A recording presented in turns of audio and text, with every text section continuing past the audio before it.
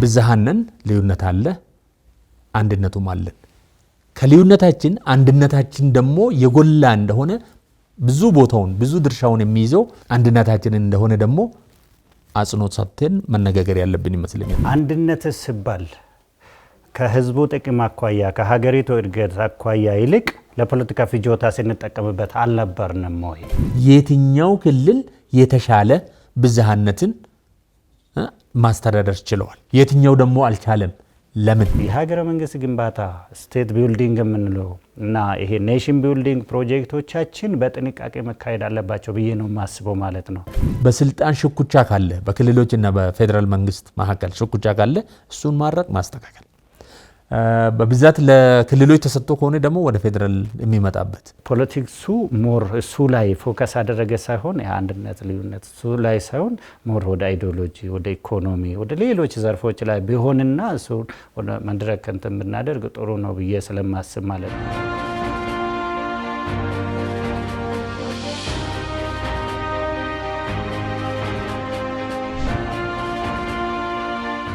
ፌደራሊዝም ስርዓቱ ተለዋዋጭ ባህሪ ያለው ብለናል የታዲያ ተለዋዋጭ ባህሪው የፌደራላዊ አደረጃጀታችንን ባወቃቀርና ባፈጻጸም ደረጃ በሂስ እያረሙ ማጎልበት ስርዓቱ ካለው ተለዋዋጭ ባህሪ ጋር እንዴት ይታያል ተለዋዋጭ ባህሪ ካለው ይህ እንዴት ማሳካት ይቻላል ወይም እንዴት ይታያል የሚለው እንደሞናንሳ የፌደራሊዝም ስርዓት እንደ እንትን ከሌላው አማራጭ አለ አይደለ ከፌደራሊዝም ይሄ ኮታንኮት ምንድነው ባለው ይሄ ዩኒታሪ ሲስተም እንላለን አይደለ ብዙውን ጊዜ የፌደራሊዝም ስርዓት እንደዛኛው አማራጭ ፍሌክሲብል አይደለም የሚል አጠቃላይ የሆነ በእንትን መሪ አለ ምክንያቱም የፌደራሊዝም ስርዓት በህግና በህግ ብቻ ወይ ደግሞ በህግ መንግስትና በህግ መንግስት ብቻ በተጻፉ ነገሮች ተደግፎ የተዘረጋ አስተዳደር ተቋም ስለሆነ ማለት ነው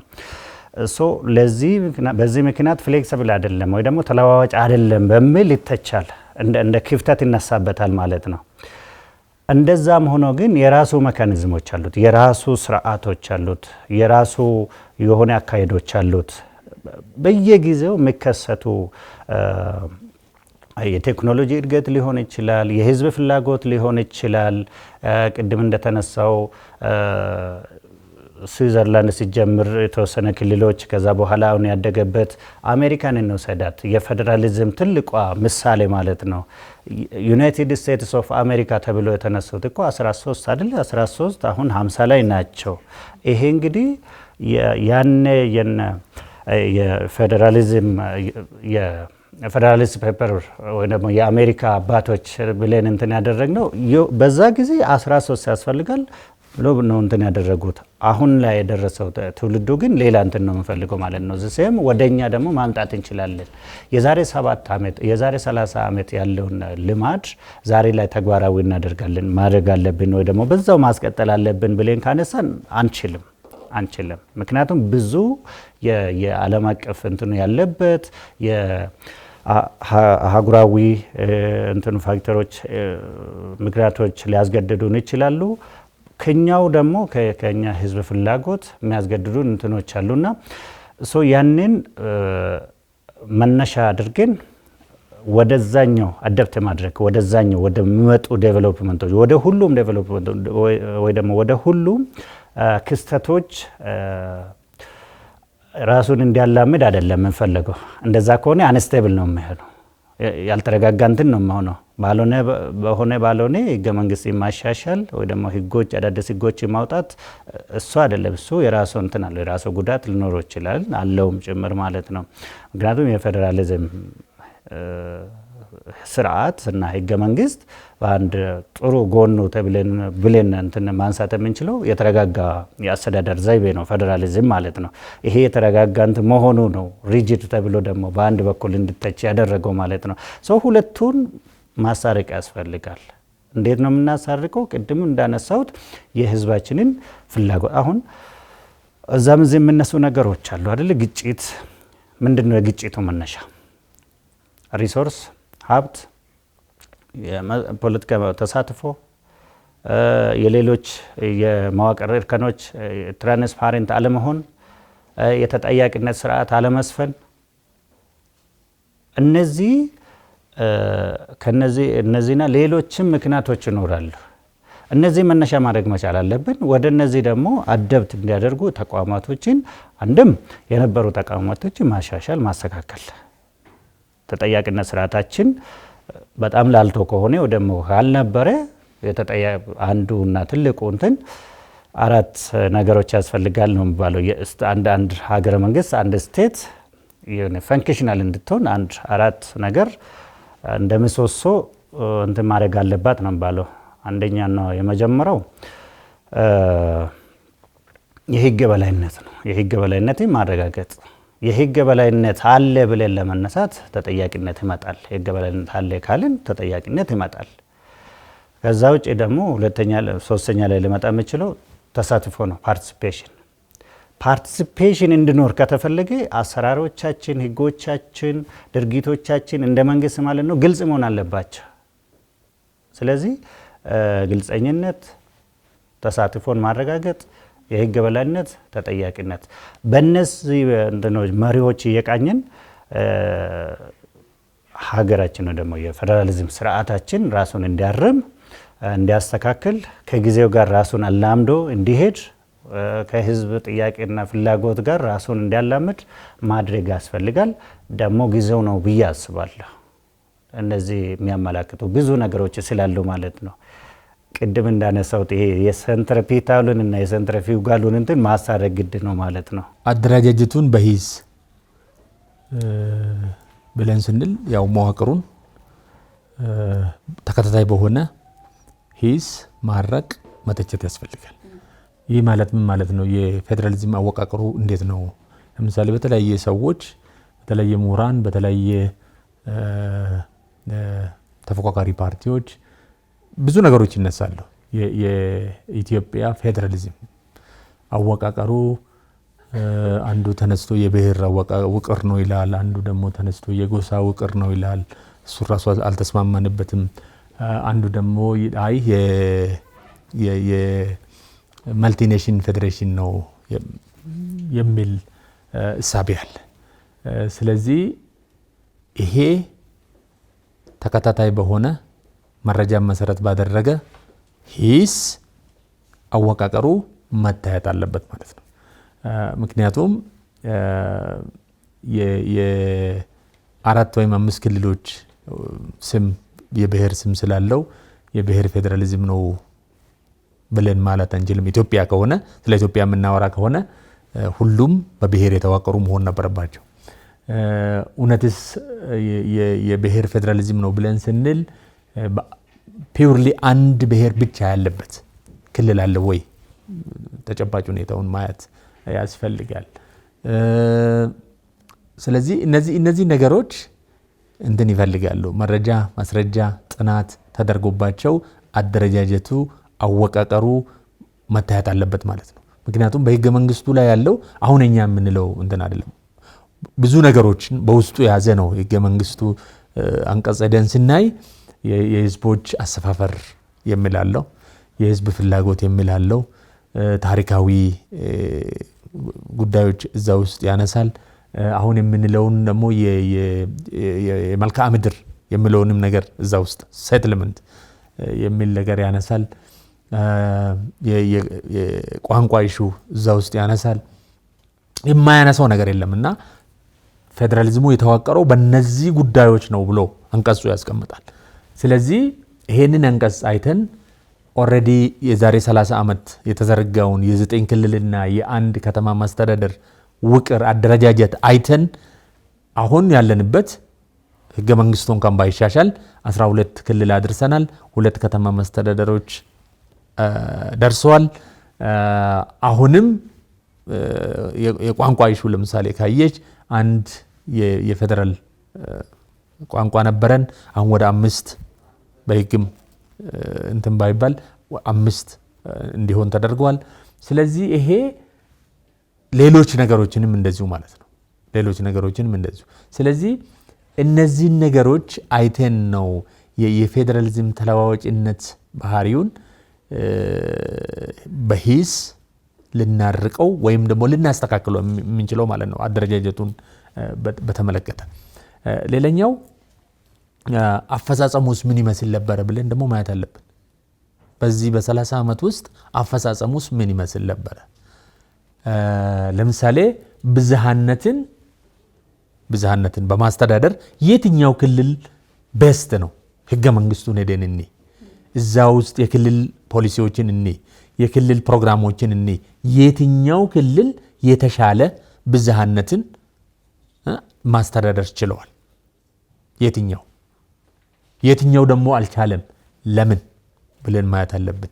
ሁለተኛ ደግሞ የትኛው ብለን የሌሎች ሀገሮችንም ልምድ እዚህ ውስጥ አንተን ማድረግ።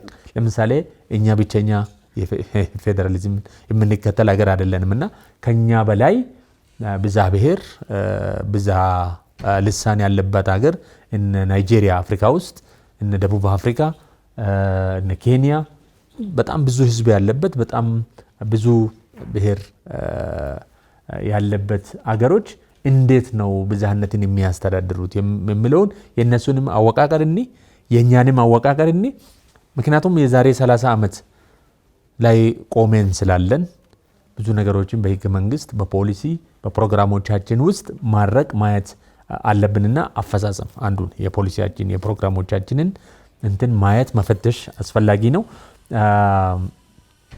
ሌላኛው ደግሞ በዚህ በአወቃቀር ደረጃም ቢሆን የስልጣን ክፍፍል ውስጥ ደግሞ ምንድነው የሚመስለው የሚለው ነገር እዛ ውስጥ ማየት ነው። ማለት ፌደራሊዝሙን በሂስ የምናደርግ ከሆነ አወቃቀሩ የስልጣን ክፍፍሉ ምን ይመስል ነበር? ስልጣንን የሚሰጠው ፌደራል መንግስት አይደለም፣ ህገ መንግስቱ ነው። ለሁለቱም መንግስታቶች ለክልሎችም ለፌደራል መንግስትም ስልጣን የሚሰጠው ህገ መንግስቱ ነው።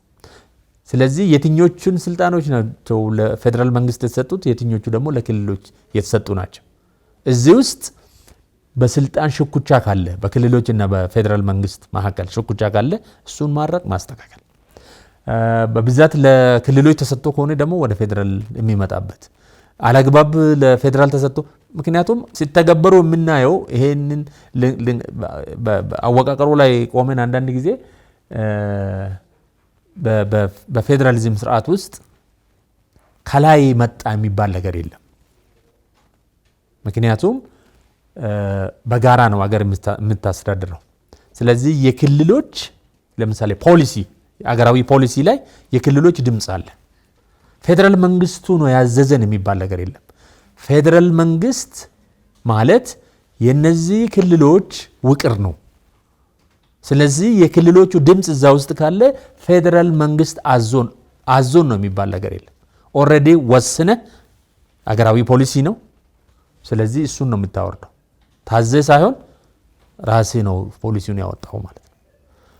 ምክንያቱም በአሰራር ስናየው ምንድን ነው የሚባለው አንዳንድ ጊዜ ፌደራል መንግስት አዞን ነው፣ ዞን ስትጂ ደግሞ ክልል አዞን ነው ይላል፣ ወረዳ ስትጂ ደግሞ ዞን አዞን ነው ይላል፣ ቀበሌ ስትሄድ ወረዳ አዞን ነው። እንደዛ መታዘዝ የሚባል ነገር የለም። ክልሎች የራሳቸው ህገ መንግስት አላቸው። የሀገሪቷ ህገ መንግስት አለ፣ የተከፋፈለ ስልጣን አለ።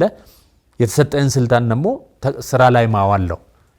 ያንን ቅድም እንዳልኩት በመረጃ በማስረጃ ስለዚህ ትእዛዝ የሚባል ነገር የለምና የዚህን እሺዎች ማየት እዛ ውስጥ ደግሞ ተቋማትን መፈተሽ ያስፈልጋል። የትኞቹ ተቋማት ናቸው? ለምሳሌ የፌደራሊዝም አደረጃጀት በሂስ ስንል የትኞቹ ተቋማቶች ምን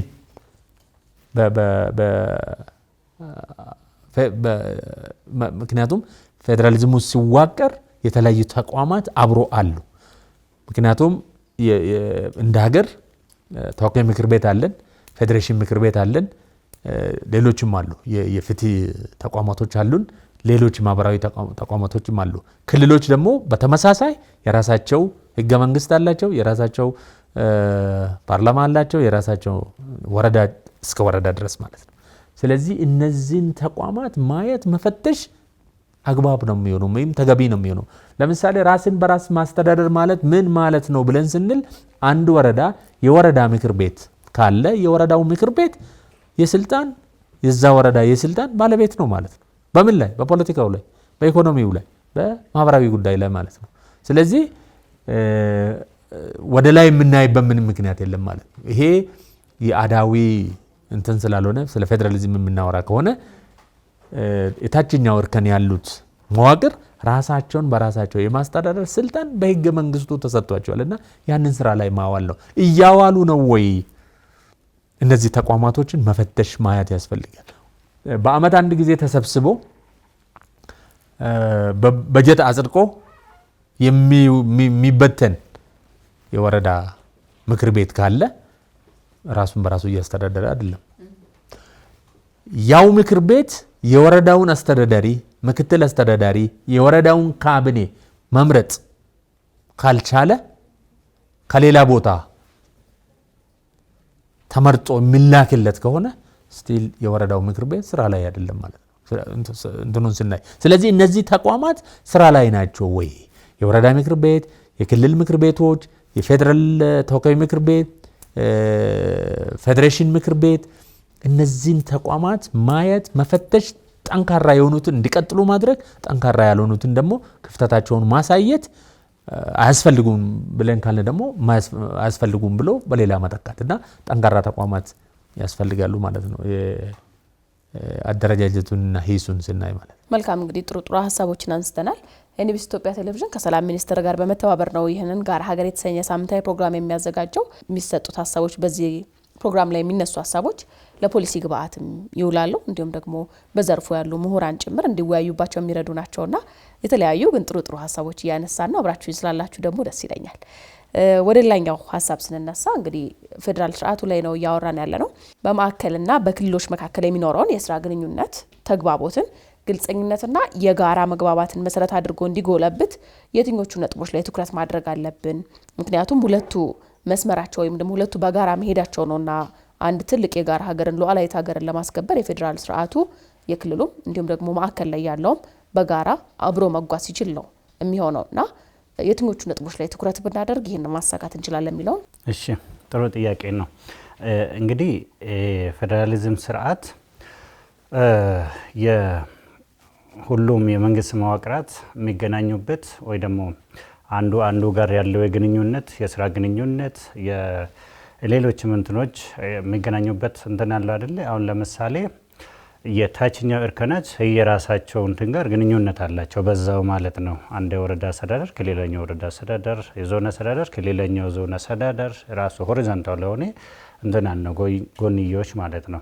ወደ ላይ ደግሞ የታችኛው እርከኖች ከክልሎች ጋር እንትን ያላቸው እንትና የሚያገናኛቸው እንትኖች አሉ።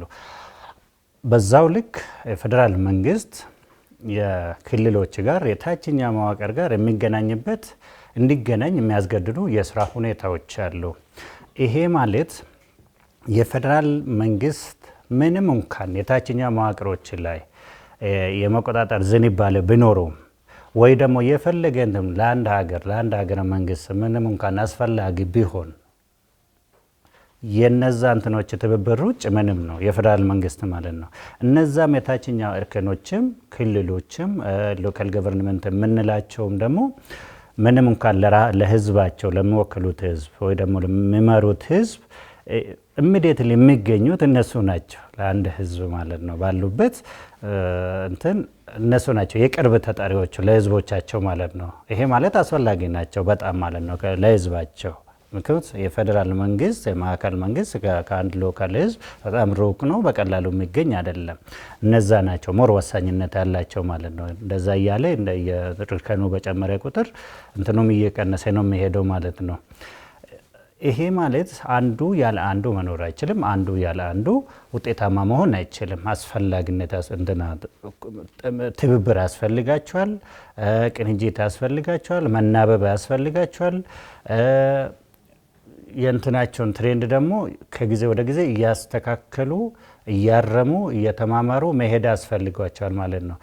ስለዚህ የትኞቹ ለየትኛው ተግባር ሞር ፎከስ ማድረግ አለባቸው ብለን ካነሳን የፌዴራል መንግስት ተብሎ የሆነ በህገ መንግስት ተዘርዝሮ ለሱ የተሰጡ ስራዎች አሉ፣ ኃላፊነቶችን በዛው ልክ ማለት ነው።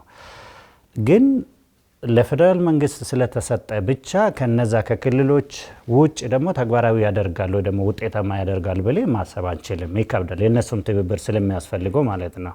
አሁን የውጭ ጉዳይ ኢሹዎች፣ የዲፕሎማሲ ስራዎች፣ የብሔራዊ ጥቅም ዲፋይን የማድረግ እንትኖች የሆነ የተያዙ እንትኖች ናቸው። እንትን አላቸው ምንድነው የሚባለው የኢዝ እንትን ሰንሰለት ነገር አላቸውና አንዱ ከአንዱ የምነጠል እንትን አይደለም። የፌዴራል መንግስት እና የክልሎች እንትን ባላንስ ማድረግ ያስፈልጋል ባይነኝ ነው ሁሌ ማለት ነው። ምክንያቱም አሁን አንዳንድ ቅድም ስነሳ እንደነበረው የሆነ አንዳንድ የፌዴራል ስርዓት ውስጥ የታችኛው ክልሎች ወይ ደግሞ የሎካል ገቨርንመንት ብቻ ሳይሆን ምንድነው የተለያየ ስም አላቸው። በእኛ ኬስ አሁን ክልል አይደለም የምንላቸው ክልሎች በጣም እንትናሉና ጦንቻንቾ ፈርጠምልና የፌዴራል መንግስት የማዕከላዊ መንግስት ምን ይሆናል ላላ ነው ማለት ነው። ምንም እንትን አይደለም። አንዳንድ ሀገራት እንትና የፌዴራሊዝም ፕራክቲስ ውስጥ ደግሞ የማዕከላዊ መንግስቱ ሞር ጠንካራውንና የታችኛ እንትኖቹ እንትን ይሆናሉ። ይሄ አሲሜትሪካል ፌዴራሊዝም የሚባለው እሱ ስለሆነ ማለት ነው። በፋይናንስም በኦዲት ቁጥጥር በህግ ጠበቅ አድርጎ ይዛቸውና ምንም እንዳይንቀሳቀሱ ያደርጋቸዋል ፌዴራል መንግስቱ ወይ ደግሞ የማዕከላዊ መንግስቱ ማለት ነው። አንዳንድ እንትኖች ላይ ደግሞ ከላይ መመጣ ነው ወይ ደግሞ የፌዴራሊዝም እንትኑን መኖሩን እስከ መርሳት ወይ ደግሞ ምንም እንትን ይሄ ሽባ እስከሆን ድረስ ክልሎች ምን ሆናሉ ጠንካራ ይሆናሉ። ይሄ የራሱ ሂስቶሪካል እንትን አለው። ስፔን አሁን ከወሰደን ታችኛ እንትን ያሉት እንደ ክልሎች ይሄ ምንድነው ባለ የካታላን አካባቢ ያለው አሁን ምንም የፌዴራሊዝም እንትን በጣም እንትን ነው። ይሄ የራሱ እንትን አለው ጉዳት አለው። ወደ እንትን ይሄዳል ማለት ነው። ወደ ጥግ የመሄድ እንትን አለው በጊዜ ሂደት። በእኔ እንትን ግን የእኛን ጉዳይ ካነሳን ባላንስ ማድረግ ያስፈልጋል። የማዕከላዊ መንግስቱም ያለ እነሱ የክልሎችም ደግሞ ያለ ማዕከላዊ መንግስት ምንም እንደሆኑ ተደርጎ ማለት የኛ የህዝብ አወቃቀር የኛ የክልሎች የኛ የጂኦግራፊ ሁኔታ የኛ በየጊዜው እየተነሱ ያሉና ታሪካችንም የመጣንበት ታሪክም ለዚህ ስለሚያስገድደን ማለት ነው። ይሄ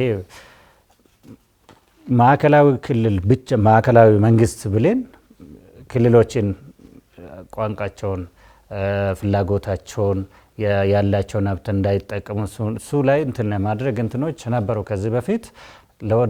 ለወደፊት ግን እንዳይቀጥሉና እነሱ እንዲስተካከሉ የማድረግ እንትኖች ያስፈልጋል። ባላንስ ማድረግ ያስፈልጋል ባይነኝ ነው። ቀጥታና ወደ ጎን ደግሞ ቨርቲካል ሆሪዞንታል የሆኑ ግንኙነቶች መኖር አለባቸው፣ ተግባባቶች መኖር አለባቸው። ምክንያቱም መንግስታት ሁለቱም ክልልም የፌዴራል መንግስታት ወይም ደግሞ አመራሮች የሚገናኙበት ፎረም ሊኖር ይገባል።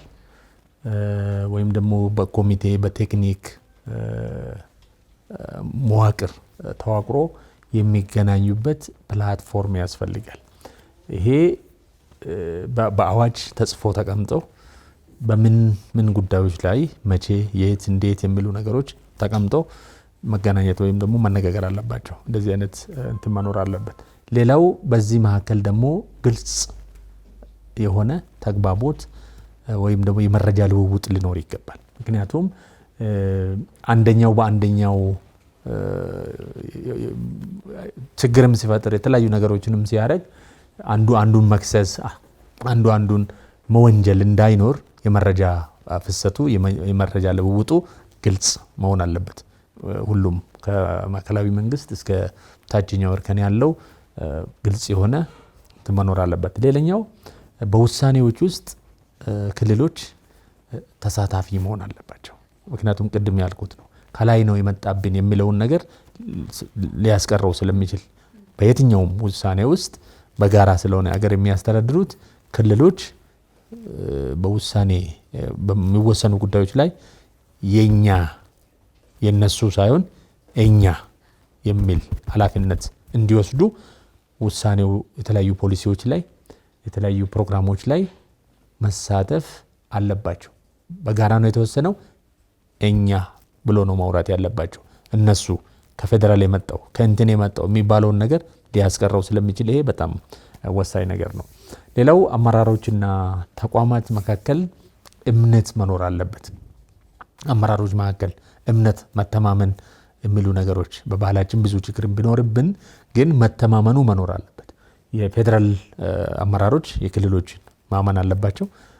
ቫይስ ቨርሳ ሆሪዞንታሊም እንደዛው። ምክንያቱም እነዚህ ክልሎች አየር ላይ ያሉ ነገሮች አይደሉምና ለምሳሌ የአንደኛው ወረዳ አስተዳዳሪ ከሌላኛው የወረዳ አስተዳዳሪ የሌላ ክልል ወረዳም ቢሆኑ ሁለቱ መነጋገር፣ መተማመን፣ እምነት መጣል አለባቸው። ህዝቦች ደግሞ እዚህ መሃል ላይ ነው ሰላምን፣ ግጭትን ሊያስቀሩ የሚችሉትና ቅድም ያለው ተቋም የዚህ የኢንተርገቨርንመንታል ሪሌሽን ተቋማቶች ሊፈጠሩ ሊያብቡ ሊጎለብቱ የሚችሉት እንደዚህ አይነት ነገሮች ሲኖሩ ነው። ሌላኛው ይሄ የባህል ቋንቋ ቦታ መስጠት ተግባቦት ማለት እሱ ነው። ምክንያቱም ማክበር ብዝሃነት ስለሆነ የህዝቡን ቋንቋ የህዝቡን ባህል ማክበር እንዲጠቀሙ ማድረግ ፍላጎታቸውን ማየት የሁሉም የስርዓቱ ወይም ደግሞ አመራሮች ጉዳይ ነው የሚሆነውና የተግባቦት ስሌት የሚለው በዚህ ምን ማየት እንችላለን ብዬ አስባለሁ። መልካም እንግዲህ ጥሩ ሀሳቦች ነው እያነሳን ሄድ ነው። የፌዴራሊዝም ስርዓቱ ላይ ምን መምሰል አለበት እንዲሁም ደግሞ ከዚህ በኋላ ላይ ተስተካክለው የሚገባቸው ጉዳዮች ምንድናቸው የሚለው ነው እያነሳን ያለ ነው። ልዩነትና አንድነት ላይ በተለይም ደግሞ የክልሎች ማንነትና ፍላጎት ከጋራ ጥቅሞች ጋር ሳይጋጩ አጣጥሞ ለማስኬድ የሚረዱ ጠቃሚ የፌዴራሊዝም እሴቶች እንዴት ሊገነቡ ይችላሉ፣ እንዲሁም ደግሞ የምንፈልጋት ጠንካራ የወደፊት ኢትዮጵያ በጽኑ ፌዴራላዊ መሰረት ላይ ለመገንባት ዛሬ ላይ ልንሰራቸው የሚገቡ የቤት ስራዎች የትኞቹ ናቸው የሚለውን እናንሳ። መልካም ልዩነትና አንድነት የሚለው ነገር ባንነጣጥላቸው ጥሩ ነው። ስንተገብራቸውም አንድ ላይ ብንተገብራቸው ጥሩ ነው፣ ወይም ደግሞ አዋጭ ነው። ምክንያቱም ላለፉት 30 ዓመታት ስናረግ የነበረው ልዩነቱ ላይ ነው ብዙ የሰራ ነው ብዙ የተናገር ነው። ለዚህ ነው አንድነት ያለን ማለት እንዳይመስለን የሚደረጉ ነገሮች ወይም ደግሞ እሳቤዎች ሊመጡ የቻሉት ስለለያየናቸው ነው። ምክንያቱም ልዩነቱ ላይ ብዙ ተሰራ ብዙ ተናገርን ብዙ ተጻፈ ብዙ ነገር ተደረገና አንድነት የለንም ወደሚለው እሳቤ ህዝብ እንዲሄድ ትውልድ እንዲሄድ አድርገናልና እነዚህ ነገሮች መነጣጠል የለባቸውም። አሴም ታይም ሁለቱንም ላይ መስራት ነው የሚጠበቅብን። ብዝሃነን ልዩነት አለ፣ አንድነቱም አለን። ከልዩነታችን አንድነታችን ደግሞ የጎላ እንደሆነ ብዙ ቦታውን ብዙ ድርሻውን የሚይዘው አንድነታችንን እንደሆነ ደግሞ አጽንኦት ሰጥተን መነጋገር ያለብን ይመስለኛል። ምክንያቱም የሚለያየን በጣም ትንሽ ነገር ነው፣ አንድ የሚያረገን በጣም ብዙ ነው። ይሄ ብዙ አንድ የሚያረገንን ነገር ትተን ልዩነታችን ላይ ብቻ ብዙ ስላወራን ብዙ ልዩነት ያለን እንደው አንድ ሀገር ውስጥ የኖርና አይደለም እንዴ አንተዋወቅም እንዴ እስከ ማለት ደረጃ የደረስ ነው አንዱን ከአንዱ ነጥለን ስለሰራንበት ስለተነጋገርንበት ነው ብዬ ነው ማስበውና ሁለቱንም አንድ ላይ ማስኬድ የግድ ነው የሚለው። ይሄ ማለት ምን ማለት ነው? ሁለቱንም አንዴ ነው ማስኬድ ያለብን ማለት ነው። ነጣጥለን አይደለም። አይ ልዩነት ላይ ብዙ ተሰርቷል ብለን ደግሞ አሁን ስለ አንድነት ብቻ ማውራት የለብንም። የማይነጣጠሉ ነገሮች ናቸው። የተለያየነን አንድም ነን። አንድነታችን የበዛ ነው ከልዩነታችን።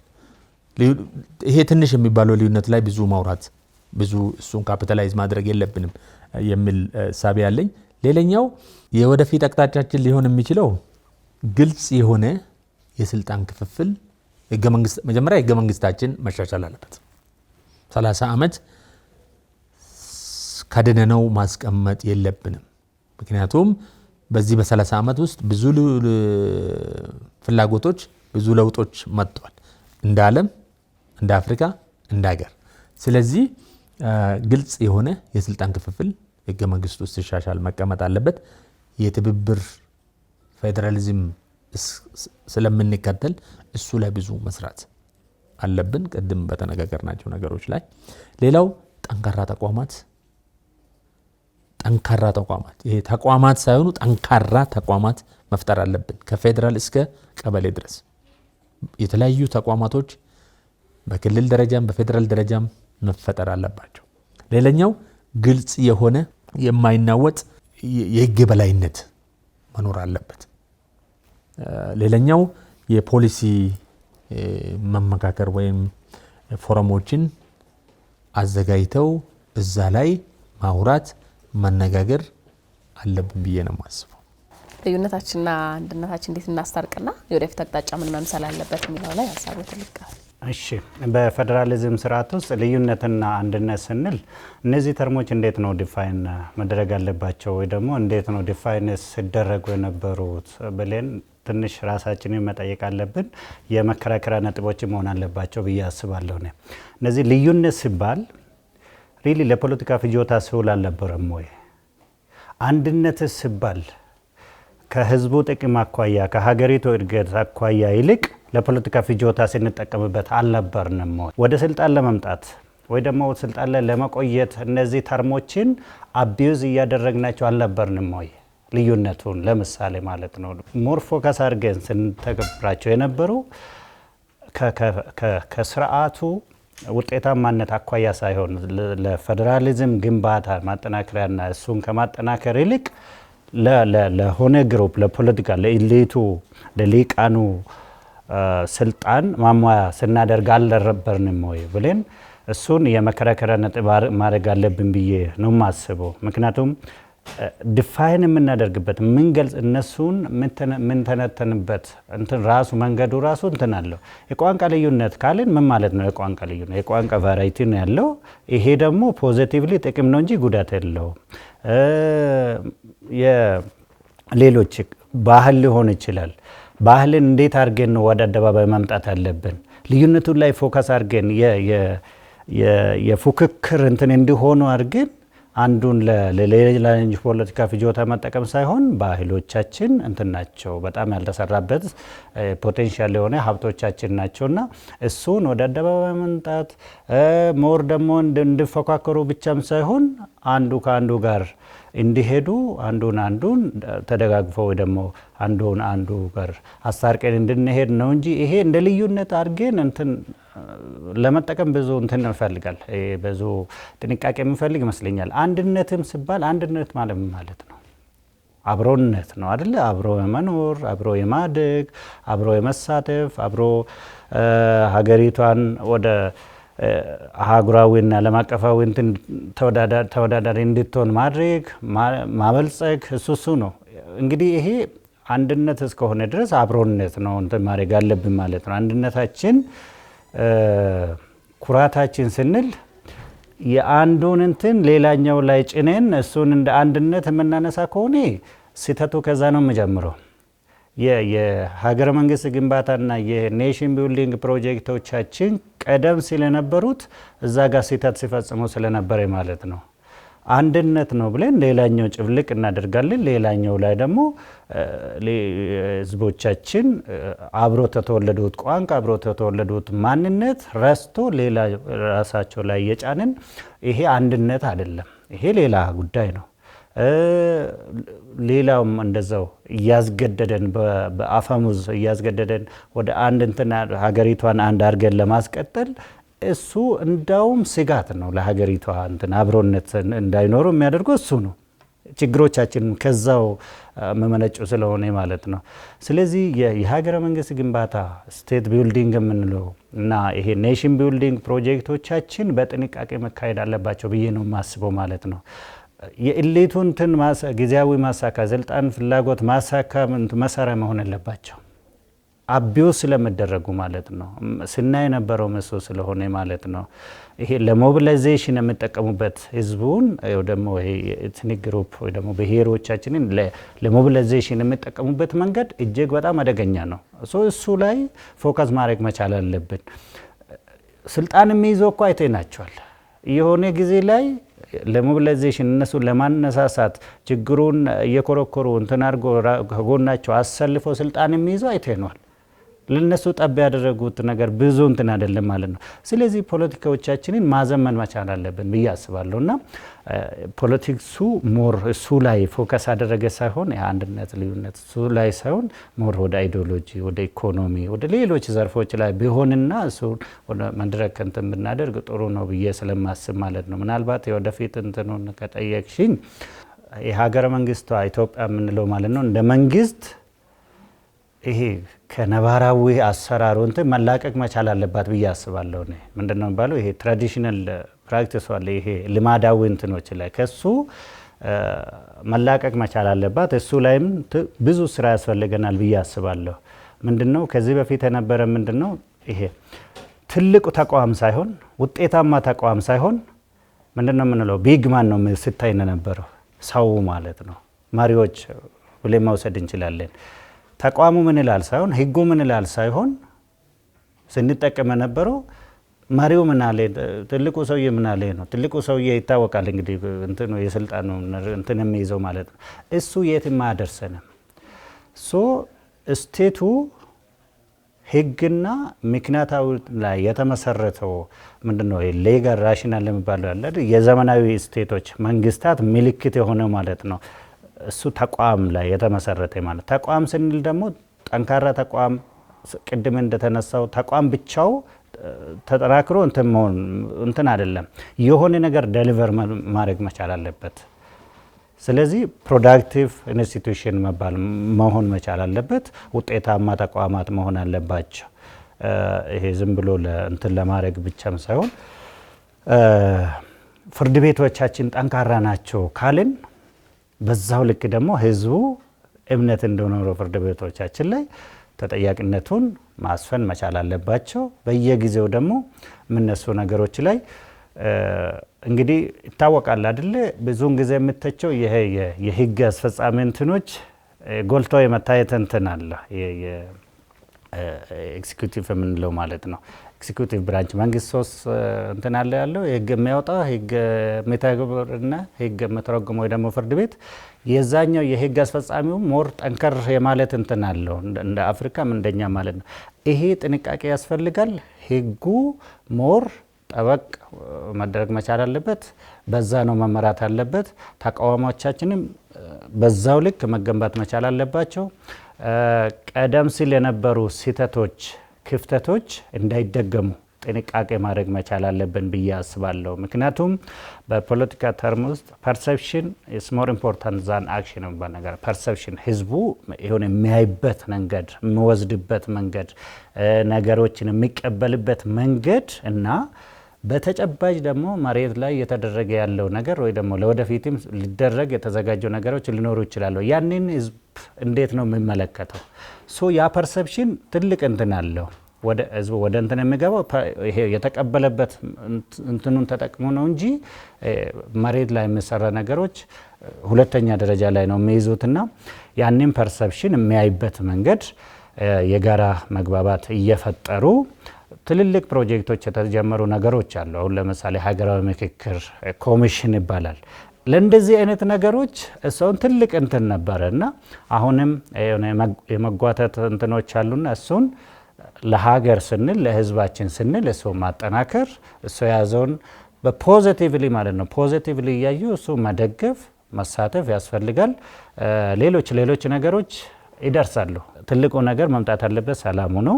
ሰላሙን እያረጋገጡ እነዚህ አይነት ተቋማት ሁሉም ህዝብ ወይ ደግሞ ሁሉም የሀገሪቱ ዜጎች በአንድ እንትን የሚመለከቱትን ነገር ማጠናከር እሱ ላይ መስራት ኢትዮጵያ ሀገራዊ ምክክር ከተባለ እሱን አሁን ይሁን ኔጌቲቭሊ እየተሰራበት ያለ ነገሮች አለ እሱን እየጎላ የበላይነትን እያያዘ እንዳይሄድ መስበር ያስፈልጋል። ማጠናከር ክትትል ማድረግ ያስፈልጋል ባይ ነኝ። በጣም አመሰግናለሁ። ጥሩ ውይይት ነበር ያደረግነው። ዶክተር ተስፋዬ ጅማ በአዲስ አበባ ዩኒቨርሲቲ የፌዴራሊዝምና አስተዳደር መምህርና ተመራማሪ ናቸው። እንዲሁም ደግሞ ሀዋቂ በቀለ የፖለቲካል ሳይንስ መምህርና 3ኛ ዲግሪ ተማሪ ናቸው። እንግዶች ሆናችሁ ስለመጣችሁና ውይይት ስላደረግን ደግሞ ከልብ አመሰግናለሁ። እናመሰግናለን። ክቡራን ተመልካቾቻችን የኤንቢሲ ኢትዮጵያ ቴሌቪዥን ከሰላም ሚኒስቴር ጋር በመተባበሪያ የሚያዘጋጅላችሁ ሳምንታዊው ጋር ሀገር ፕሮግራማችን የተከታተላችሁትን ይመስል ነበር። ሳምንት ደግሞ በሌላ ርዕሰ ጉዳይ ከሌላ እንግዳ ጋር የምንገናኝ ነው የሚሆነው። እስከዛው መልካም ጊዜ